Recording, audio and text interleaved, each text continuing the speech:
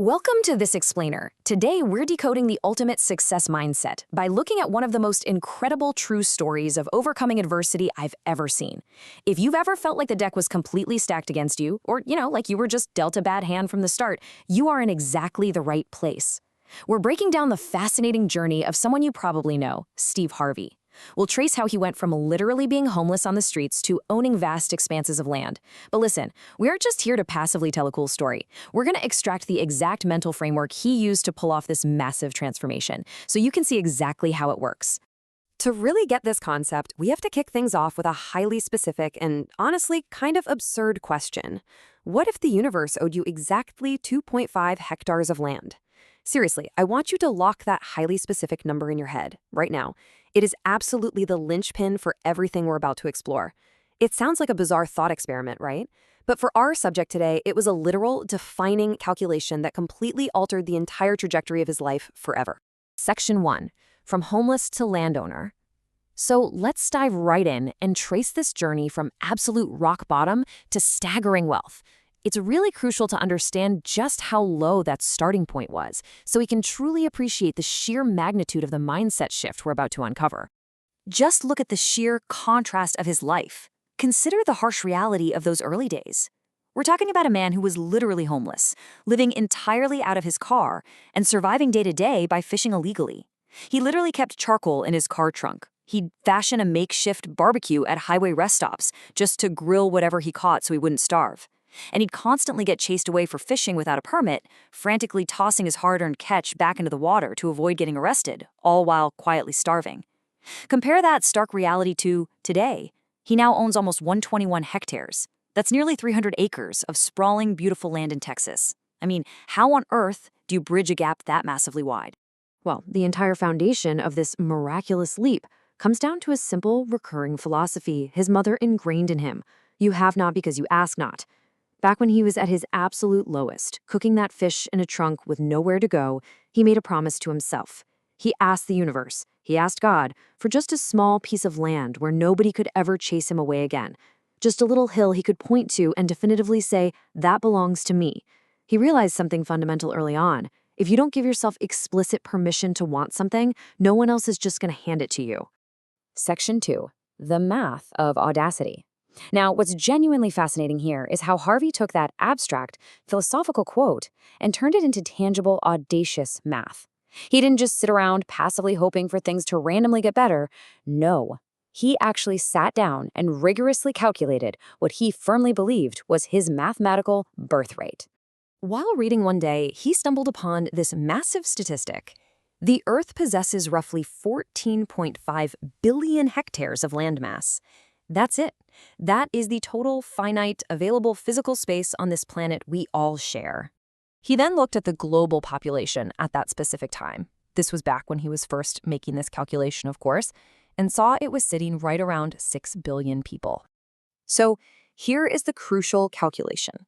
Mathematically speaking, if you divide that 14.5 billion hectares by 6 billion people, every single person on Earth should be entitled to an allocation of roughly 2.5 hectares. He looked directly at that math and thought, wait a minute, where are my 2.5 hectares? Section 3, the power of asking. Armed with his undeniable logic and absolutely refusing to accept a mediocre life, he decided to just ask the universe for his rightful share. He wasn't demanding a massive global empire right out of the gate. He just wanted what he calculated was his exact, mathematically fair portion, 2.5 hectares. That was the ask.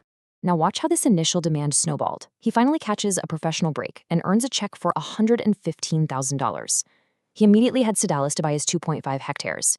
He finds this perfect spot with a fishing pond, but it's listed for $250,000. He only has $115,000 to his name, but you know what? He asks anyway. The seller says no, obviously, but the real estate agent introduces him to a country guy named Jerry, who happens to have another property. Jerry shows him a stunning 6.5 hectare plot. Harvey says, look, I only have $115,000. Jerry says, bring the check tomorrow morning, and if you pay the rest in a year, it's yours. Boom.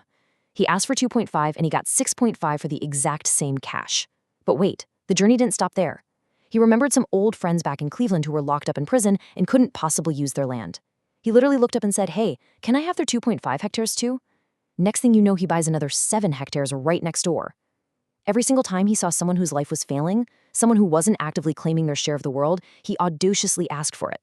And that is exactly how he methodically accumulated an estate of nearly 121 hectares. He literally never stopped asking. It proves, time and time again, that life is deeply a game of perspective. You have to explicitly give yourself permission to obtain what you want. He realized that, sure, the lower you start in life, the more thrilling the story is eventually going to be. But that's only true if you actually have the sheer audacity to make the demand in the first place. Section 4. The price of success. Okay, all of this manifestation stuff might sound incredibly easy.